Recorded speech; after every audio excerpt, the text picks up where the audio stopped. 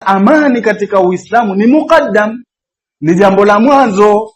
Ukiufuatilia vizuri historia utagundua hivyo. Basi yeye huyu bwana anaminyana mpaka mishipa ya shingo ile inadhihiri kwamba mwanzo haki bana, mwanzo uadilifu. Huku akikariri maneno ya awamun nas, wanazungumza wale awamun nas. Halafu akisimama hapo watu wanaona ni shekhe mkubwa. Awamun nas wanazungumza vipi? Ambayo hayo maneno ndo anayakariri yeye kila siku mitandaoni na kuyasapoti. Hajui kwamba anawaonyesha wanaoelewa kwamba huyu mtu hana taaswil katika ulumu salafia, hamuna chochote, ni mtupu.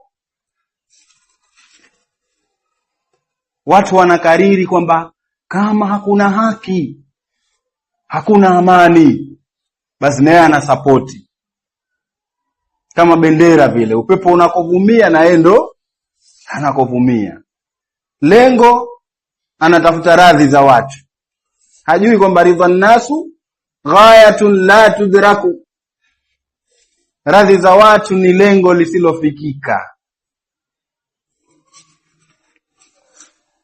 Sasa yeye amelishikilia hilo neno na yeye na kulisherehesha na kulifafanua, huku akihangaika kudownload vitabu hajui vimetungwa na kina nani, wana falsafa, wana siasa, akinukuu maneno yao.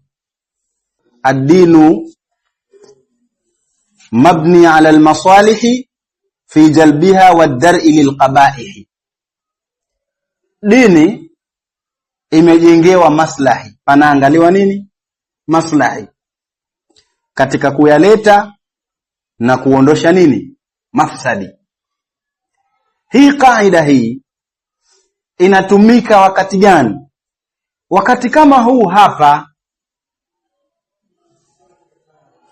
sawa na inatumika kuradi shubha kama hii ambayo huwa anaileta huyu Muhammadi Bacho, kwa maana ya kwamba kama itakuwa kuidai haki kutasababisha uvunjifu wa amani, kutasababisha za'za'atul amni, kwa sababu ya kaida kama hii, sisi tutatakiwa tutanazal kutokana na haki tunayoidai, ili amani ifanye nini? Amani ibaki. Kwa sababu endapo tutangangania tunataka kudai hiyo haki kwa nguvu, amani itaondoka, wala hiyo haki pengine